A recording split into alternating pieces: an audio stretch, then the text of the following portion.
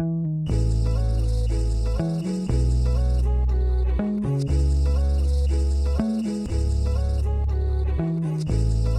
so today I'm doing my first video after seeing consistent hair growth from hair loss due to PCOS and high testosterone. So if you guys want to follow along on this journey with me, I'm gonna probably do a hair journey video once a month because I'm finally seeing consistent growth. And I first started seeing symptoms of hair loss in 2018. And when I say hair loss, I was experiencing lots of handful or fistful clumps from washing, or even sometimes just brushing my hair. And that was my first number one symptom.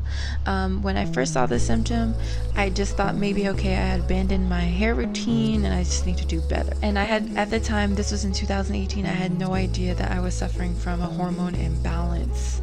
Okay, and the hormone imbalance was from high testosterone with PCOS. Okay, so my second symptom was weight gain. I think at the time I was originally 155 to 160 pounds, and then over a certain amount of time I scale climbed to 205 pounds. Number 3 was skin. My skin turned for the worse. I had high pigmentation, a lot of skin darkening, dry skin, skin cracking, and acne. It seemed like I just had like a bad rash on my face sometimes. You see me taking out my hair, I wash my hair, and so my hair is really wet. And so that's the 3 pillars of taking care of my hair now is water, it being moisturized from water, gel. Here I use the extreme gel, and I like this because it's an aloe vera based gel. And then here I have a hair oil that I make myself. If I'm feeling lazy, I'll use the Barnum hair grease. If I didn't have time or for some reason I didn't make my hair oil, that's what I will use. Okay, so after experiencing symptoms of hair loss, weight gain, and problem skin, I just thought maybe it's from work and I had abandoned my routines. But I just sort of thought, you know, maybe I just need to do better and develop a routine. Okay, and then also with working a lot, maybe I wasn't eating my best. I am vegetarian, but I was eating, you know, probably a lot of processed cheese, a lot of French fries, and I just felt like maybe I wasn't giving my skin and body proper attention. Also was drinking, I wouldn't say a lot of alcohol, but I would have probably 2 to 3 glasses a night. This was all new to me, and I was really embarrassed and scared. So for a year I was blaming myself, but I luckily had a supportive husband. I was able to just keep pushing and trying to develop a routine for my skin, my hair, my diet to lose the weight. So a year later, which would be about 2019, I happened to go in for a yearly pap smear. I voiced my concerns about my weight because they have surveys that you fill out, and in my survey I said that my weight was an issue. And with irregular periods, which I had my whole life, and sugar cravings, my doctor ordered a blood test. And when I say my doctor, I mean my gynecologist. So it showed I had high testosterone. The doctor basically told me to lose weight, and anyone with PCOS might laugh because it's not easy with PCOS. It's not like you can just start working out, but I'm gonna explain that later. Okay, but now that I knew about the high testosterone, I had motivation to figure things out and do some research. As you can find a lot, you don't find a lot of things on PCOS or even on specifically what is causing your PCOS. So mine was high testosterone. You see women talk about different reasons why theirs PCOS was maybe acting up. Okay, so that's why I'm doing these videos, is to maybe just add more content as to you know, people who might want to hear more than hearing from their doctor to just lose weight, because lose weight is such a broad topic, okay? Especially if you have a hormone imbalance. Okay, I'm going to talk about what did and what did not work.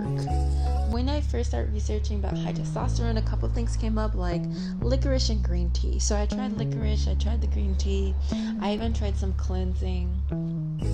Nothing seemed to work. I stopped doing the licorice and I do it more as a treat. And as far as green tea, I do keep it in my diet. Working out gave me basically no results. I tried doing at-home workouts during COVID, and COVID basically started coming out around this time. So a lot of at-home workouts. I tried Chloe Ting, all those famous workout gurus. Nothing worked, and it's not a hit on them. It's just it just wasn't working for me. I think I did see maybe some strengthening, but as far as working out, nothing worked. I also tried maybe lifting weights, but I actually got bored with that, and I couldn't really get into it. I tried a personal trainer. Okay, guys, so I straight up no results from the personal trainer. I will say this was the biggest waste of money. I had a gym membership, that's fine. It's only like $20 a month. But as far as the personal trainer, it was actually quite expensive. And I was sticking to it. I think I was seeing him about 2-3 times a week. And I was honest with him and upfront about how I had a hormone condition or a hormone imbalance. I even told him specifically it was from high testosterone and I wanted to lower my testosterone. And he said, okay, fine, I can help you. And I felt like he just provided the most generic thing. And I think I stuck with it for 3 months. And I think I lost a total of 3 pounds. And so I just recommend, guys, maybe if you guys do a personal trainer, look at the reviews, see if he or she has any reviews. Running, no results really. I would say slight results, maybe just keeping my weight stable. So I guess the best thing I could have asked for was, after I hit 205 pounds, my weight did not go up any higher, but it was not really lowering as well. And then also it was hard for me to keep up with because of the time change.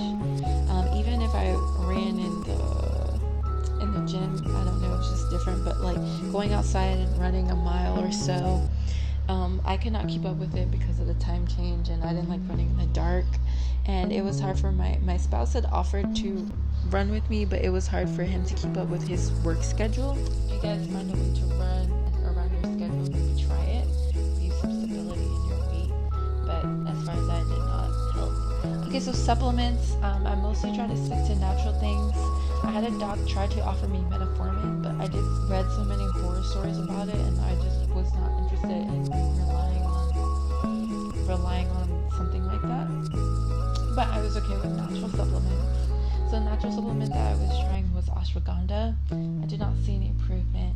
Maca root, I did not see any improvement. Moringa, I did not see any improvement. Kelp, I did not see any improvement. I still take kelp for the iodine, but otherwise I was not seeing any improvement. And then basic vitamins or supplements I was taking was iron, a multivitamin, and biotin's hair, skin, and nails. Okay? But I don't think that impacted anything at all. I just took it so I could have those healthy vitamins. Okay. So now I can skip on to what did work. Inositol did work. It cured all my symptoms, or it helped support all my symptoms. It helped clear up my skin a bit. It helped regulate my periods a bit. I noticed I was getting them more frequently, so maybe I would get a period maybe once every 3 months. And maybe now I was starting to get a period once a month, but it wasn't on the dot or anything. And I do think it helps with my sugar cravings. I did not see really too much with the weight loss. I think maybe about 5 pounds, but nothing else. And inositol is, when you do your research about inositol, that it says highly promoted for women with high testosterone. So I don't know, everyone's PCOS journey is different, but I tried inositol because it was getting a lot of promotion with high testosterone. So what finally worked for me, and I said this in my other video, was water fasting. And I'll do a whole nother video about how exactly I did it and how I achieved my results. But my skin glowed after water fasting. I lost the weight with water fasting. I'm able to document this hair journey because I'm finally seeing consistent hair growth after water fasting. Periods are regular on the dot right after the full moon. So on the new moon, I'm starting to see my period like clockwork. And I'm also able to go a good amount of time without sugar. Or I had to have something sweet after every meal. Now I can go maybe a day or 2 or however long I really want to without sugar. Or I can just have something, maybe a nice treat once a day. So it just depends on what your goal is for getting off the sugar cravings to lose the weight. But for me, it was just basically just not being addicted or relying on something like sugar. Okay. Alright guys, so that's it from there. I hope this video was helpful. Any questions, concerns, go ahead, comment. Please subscribe and like this video, especially if it was helpful. And you guys have a good day. Okay, bye.